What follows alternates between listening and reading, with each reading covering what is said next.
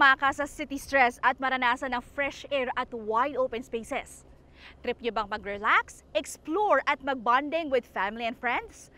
Dito sa Balete, Batangas may isang recreational facility na pwedeng chill mode o all-out adventure.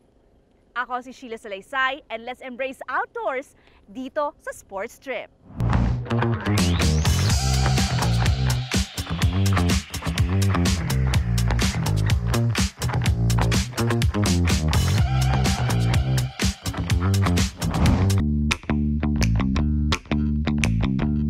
Batangas Lakelands is we actually started 2019, but due to unforeseen event of the COVID-19, we have to close it. Then we officially launched, actually not launched, but we opened it to the public 2023 until now.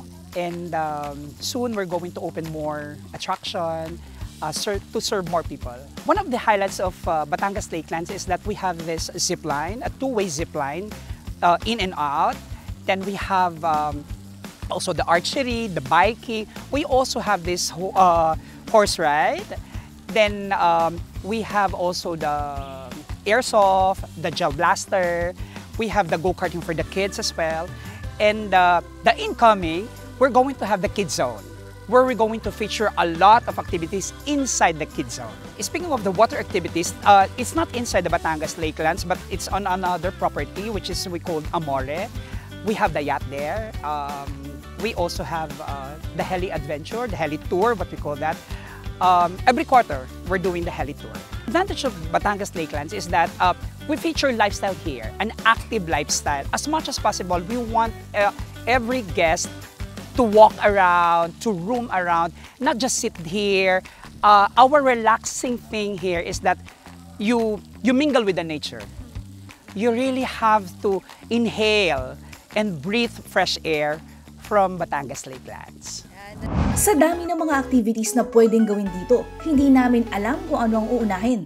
At syempre, sama-sama kaming mapapagod. Mag-e-enjoy nina JB, Mike, na Miss Sabel, Chok, Carlene at ang poging-poging si Soju. Para kaming mga bata na nasa malaking playground. Hindi kami mauubusan sa dami ng bikes dito. Ang kinuha ko, yung may basket para pwede si Soju. Habang umiikot sa bike trail, makikita mo na ang ibang activities at attractions na meron dito. Kahit si Soju nag-enjoy na sa pagsustroll. Pati si Carlina Chok, enjoy sa pagpedal. What's good about biking dito? It's a perfect way to clear your mind, stay active, habang nararamdaman ang sariwang hangin. Lalo na kung kasama ang pamilya at tropa. Sunod na nakita namin ang giant chess. Si Carlene at Chok ang nagtuos. This larger-than-life version of chess, dinadala ang gameplay to the next level. At si Carlene nga ang nanalo. Punta na kami sa next activity, sa Baluarte Tower Skybridge. Dito ang zipline. At sa Blaze Tower naman ang wall climbing at rappelling. Before you zip, remember the essential safety tips. Gear check, helmet, harness, and carabiners secured. Weight limits matter for a smooth and safe ride. Para kay Carlene, kailangan niyang backup harness dahil medyo mabigat siya. Dahil tatlo kaming may fear of heights, Bruno, let's go Mikey! Kaya mo yun! All-out support kami for each other. 90 feet lang naman ang taas nito. Kailangan follow instructions at makinig ng mabuti sa sasabihin ng trained staff. Ako na naman ang nauna, kunwari walang takot. Sa umpisa, hirap na hirap akong mag-ready. Nakakalula, pero pagdating sa gitna, nakakawala ng kaba seeing the view from a whole new perspective. Iba-ibang emosyon ang meron kami dahil first-timers. Itong si Chok at si Carlene, parang wala lang. Iba talaga kapag bata. Fearless. Si Mike at Miss Sabel, kahit makailang beses na mag-zipline o gumawa ng activity sa mataas na lugar, parang hindi nawawala yung fear of heights namin. Pero si JB, walang kiber. Big smile pa din. At si Carlene at Chok, dumalawa pa. Isa ito sa highlights ng Batangas Lakelands dahil two-way zipline ito. Ngayon, pabalik naman kami. Pagbalik sa kabilang tower, kita ang ganda ng Mount Makiling.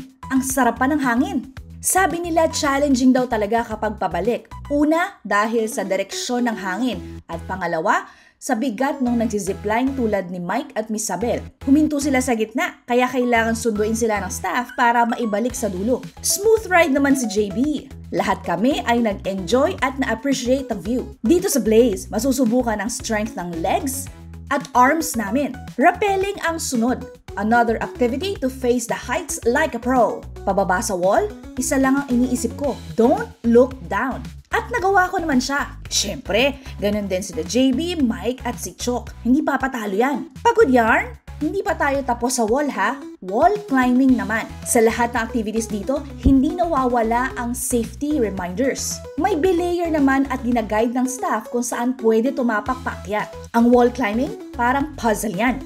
Gumagamit ng lakas, balance at strategy para makaakyat sa taas. Ngalay at pagod, pero achieve! Nothing beats the thrill of outdoor wall climbing under the open sky. Archery naman ang next. Dito, mayroong pambata at pangmatanda. This is a good way to introduce archery to kids. Pero para sa mga teens at adults, ready na kami to channel our inner archer. Pwede to sa beginner dahil may trained staff. Tuturuan ng basics in archery, proper stance, grip, and then aim.